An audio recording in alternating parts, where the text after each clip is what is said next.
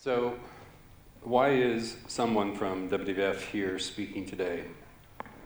I think the short answer to that question is if we don't get where and how we produce food right, we can turn out the lights and go home in terms of our environmental mission to conserve biodiversity and ecosystem services.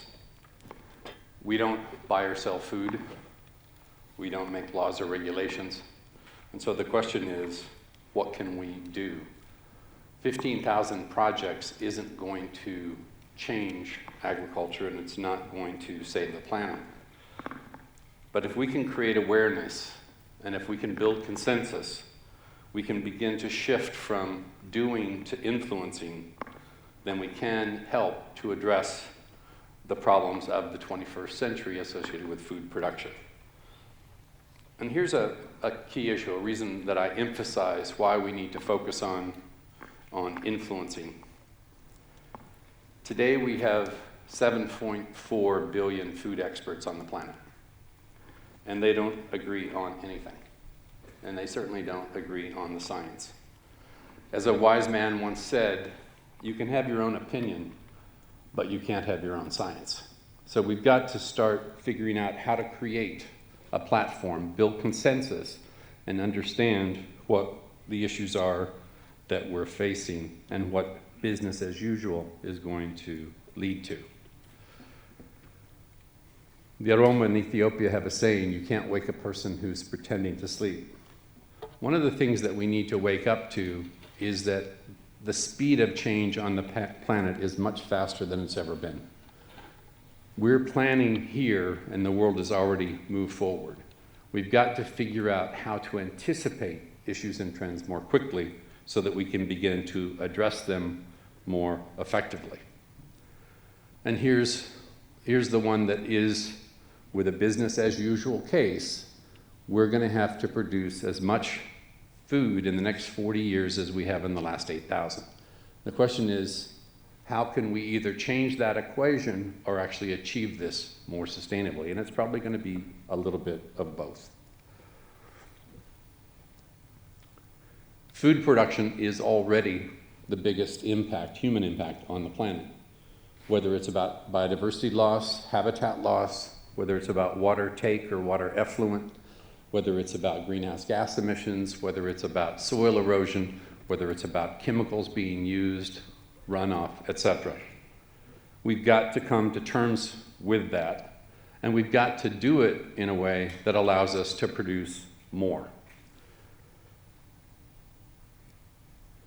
We have 7 billion people today, and they consume on average 1 unit's worth of consumption, which puts us at about 7 billion units of consumption. The challenge is that by 2050, we're going to have at least 9 billion people, probably closer to 10, they're saying now. They're going to consume on average twice as much, not just food, but everything. And that means we're going to need to produce 18 billion units of consumption. If we're going to keep that within the confines of one planet, let's just say even the footprint that we have today, we need to figure out how to shrink each of those units of consumption by more than 60%. Less land, 60%. Less water, less fertilizer, less pesticides, less impacts, and certainly less soil erosion. So the speed of change can be shown through China's numbers.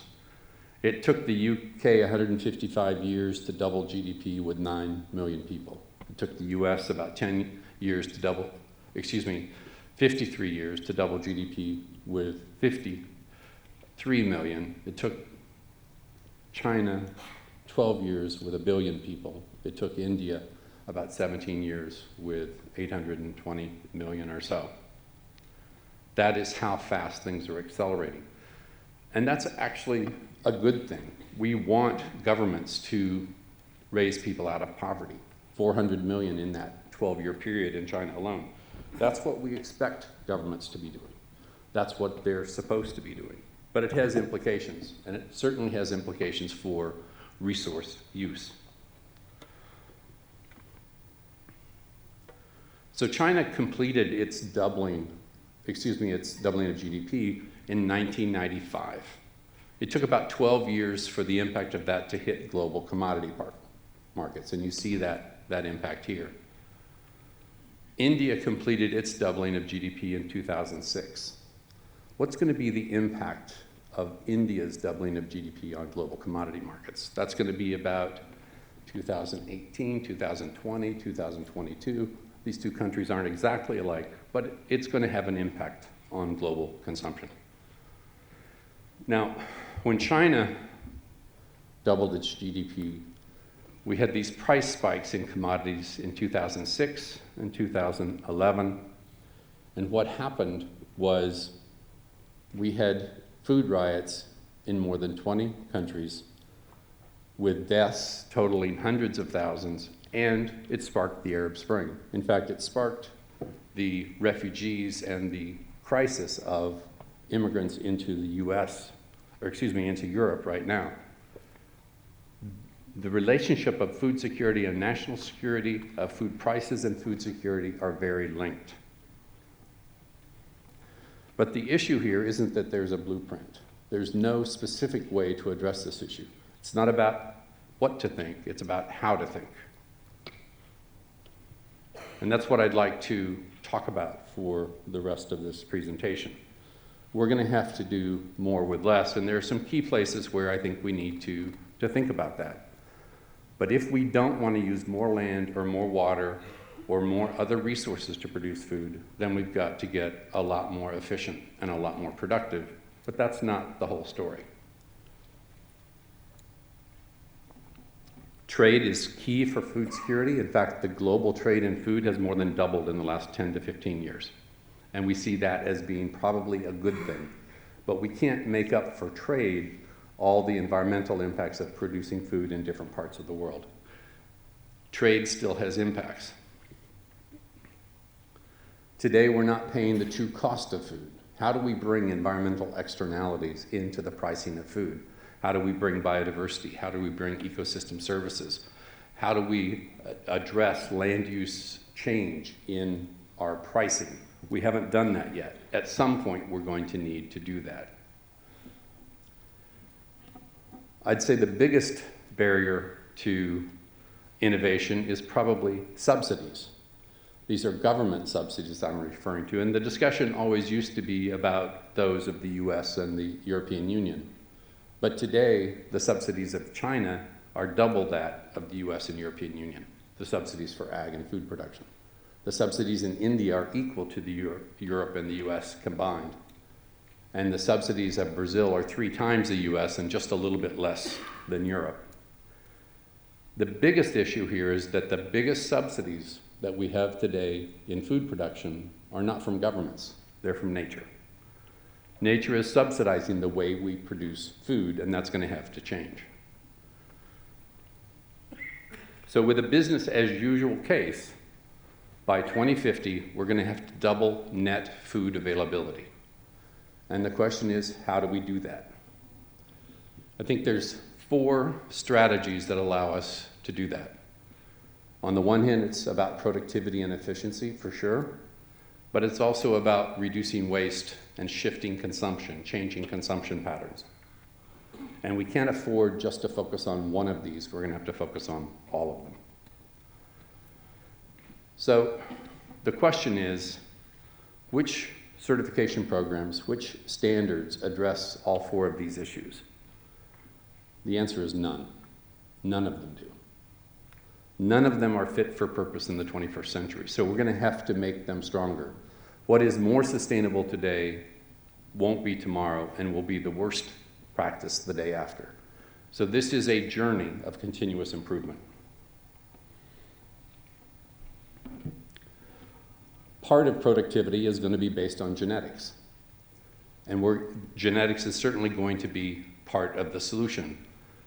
It's not if genetics, it's which genetics. And which genetics is going to vary by country, by region, etc. But we can't take genetics off the table. They're in some ways what got us here, both with plant breeding and animal husbandry. But going forward, why don't we focus on the genetics of the crops that are the most important in areas where we're going to have the biggest population increases, the biggest income generation increases, and the biggest increases in consumption. Those crops look like these. What are we doing to increase the productivity of these particular crops? We've lost half of the topsoil on the planet since with the introduction of mechanized agriculture. How do we begin to reverse that? We have better technologies today than we had in the past.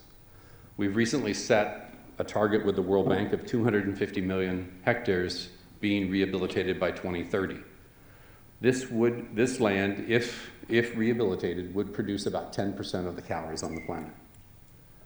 This is the kind of program that we can use to take pressure off of agricultural frontiers, to reduce habitat loss and deforestation and plowing under of prairies and native grasslands.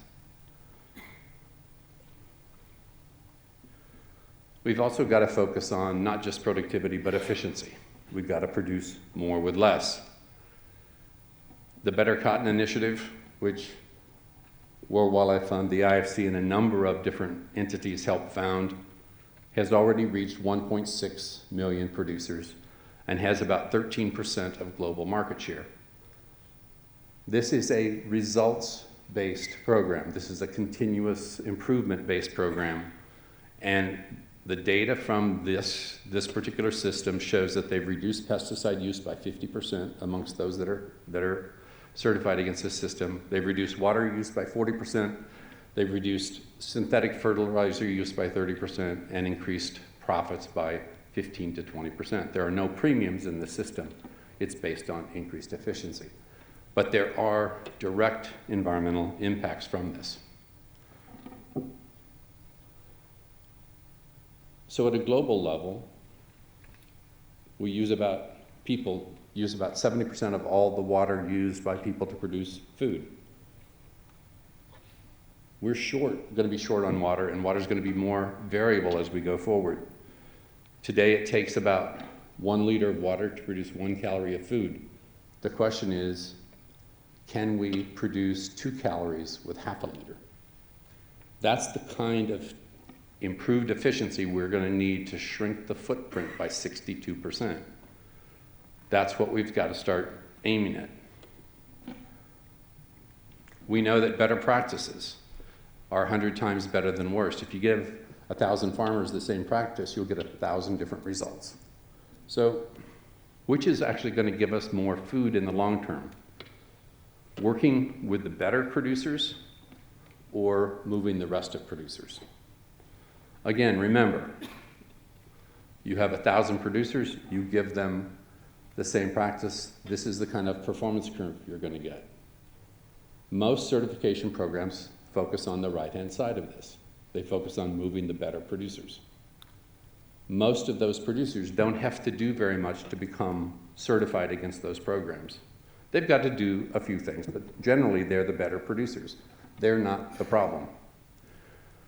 The problem is more on the other end, where the bottom 25% of producers, by performance, produce about 10% of the product and about 50% of the impacts.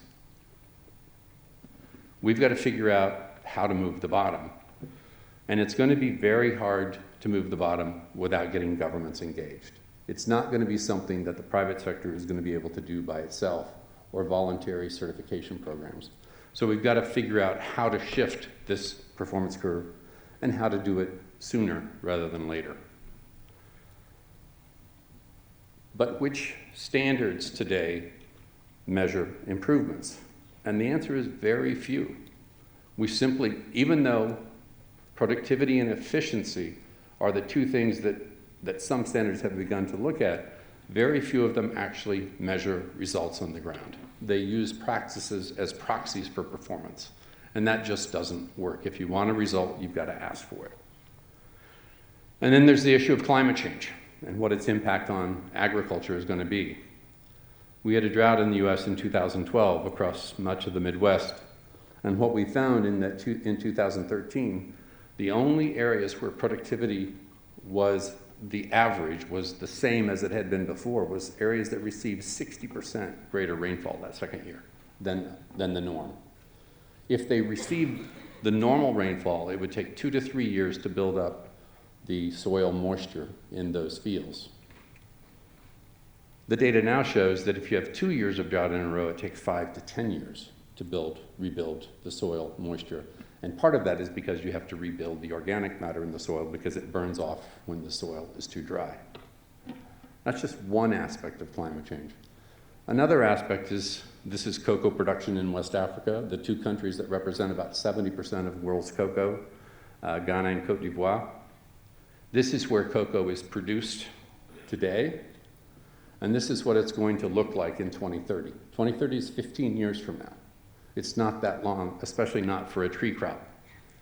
As areas become less suitable, more stressed, the plants are more stressed. They're more susceptible to diseases, and we've seen already with cocoa and coffee in Central America and elsewhere that we're getting huge diseases to start with, and then later declines in productivity. So what does this mean for what a climate-smart agriculture would look like? In the short term, it's simply about tightening everything up, trying to be more efficient. But even in the 6 to 10 year frame, it's about changing genetics or changing crops. And nobody has really come to terms with getting small farmers to rip out tree crops and either plant new varieties or plant other crops. How does that even happen with tens of millions of small farmers around the world? Nobody's thinking about this issue. We have to anticipate these problems rather than trying to react to them after the fact. And then there's animal protein. And this probably is the single biggest issue from an environmental point of view that we've got to figure out how to address. Every country where we've had increases in income have increased the consumption of animal protein. What they consume is very different. In China, it was pork, and then it moved into chicken and seafood. In India, it's eggs and dairy. It's different in every country, but it's always there. So how are we going to address that? There's really only one terrestrial animal protein industry that has actually achieved the kind of performance that we need to see across the board in the next 35 years, and that's poultry. And they've done it through a combination of feed conversion, mortality rates, age to market, and weight at the time of market. What they haven't done is done it when they have to do it within water constraints. They haven't done it when they have to look at greenhouse gas emissions. They haven't done it when they've had people looking over their shoulders about chemicals and medicines and other inputs. And they certainly haven't done it when they've had restrictions because of animal welfare. So imagine taking this system and figuring out how we're going to go forward. We're going to have to be very creative here. But what it means, I think, as a principle, is that we've got to stop trying to maximize one variable, whether it's productivity or total calories or total nutrients, whatever, to optimizing several. It's only when we find optimal solutions and when we're moving a system along that we're going to find more resilience in the long term. So the question is, will any of today's sustainability standards get us to 2050? And the answer is no. Whatever we have today is not going to be good enough tomorrow, and is going to certainly be the one we're trying to get rid of the day after that. And then there's waste. Food waste is 1 in 3 calories in every country in the world. The cause is different, whether it's post-harvest losses, infrastructure, cold storage in developing countries, whether it's portion size, post-consumer waste, or supply chain waste in developed countries. Food waste is interesting because if we're wasting 1 out of 3 calories, that is half. If we eliminate it, that's half of the new food we would need by 2050. But here's where it gets even more interesting. Food waste actually reduces the price paid to producers, and it increases the price paid by consumers. If we can reduce food waste, producers will get more for what they're producing, and consumers will pay less. That's not a bad trade-off. But let's look at this through a whole different lens. If 70% of all the water used by people on the planet today is used to produce food and a third of it is wasted, that means 23% of all the water we're using today is used to produce waste. It's not fed to people, it's not fed to cows, it's not fed to cars, it's not used, period. Similarly, if ag all in with land use change and animals and inputs, et cetera, is 29% of greenhouse gas emissions globally, which depending on your science, it seems to be in that range, then food waste represents 10% of global greenhouse gas emissions. The easiest way to address global greenhouse gas emissions is to eliminate food waste. Now, we're not going to get rid of food waste entirely, but we should be able to cut it in half, and we should be able to do that within 10 to 15 years at the most. So on a finite planet with limited resources, should consumers have a choice about sustainable products? Or should all the choices on the shelf be sustainable? And depending on how you answer that question, you're going to have very different ideas about how to influence the systems. We're already seeing changes in consumer choice. Aquaculture production globally has surpassed, over the last 3 years, beef production globally. We're already seeing shifts in diet, shifts in consumption. We're going to see more of that.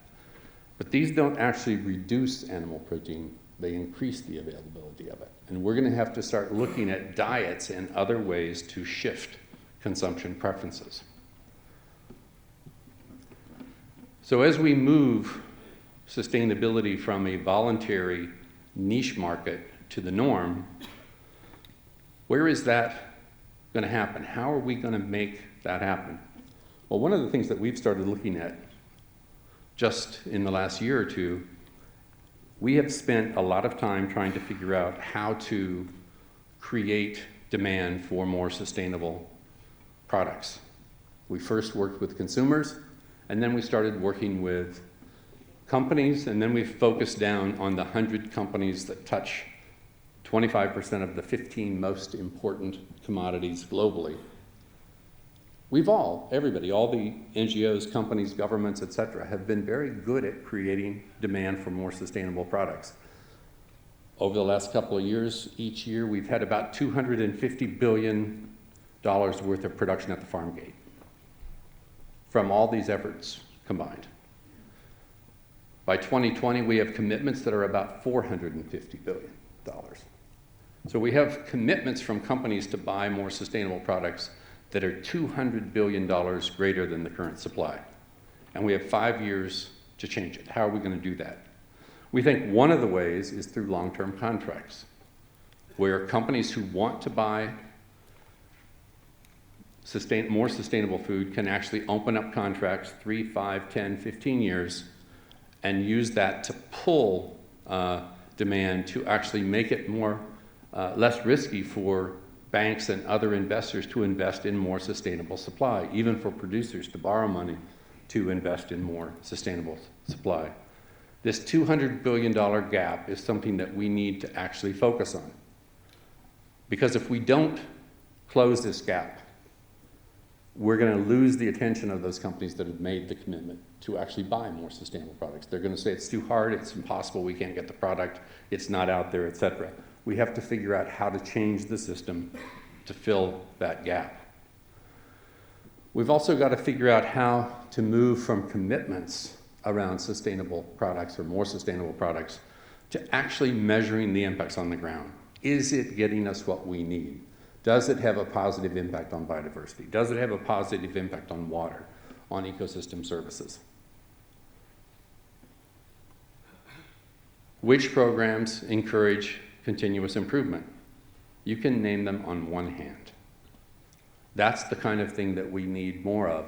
It doesn't matter so much where you start, it matters that you have an intention to improve over time and keep this journey going.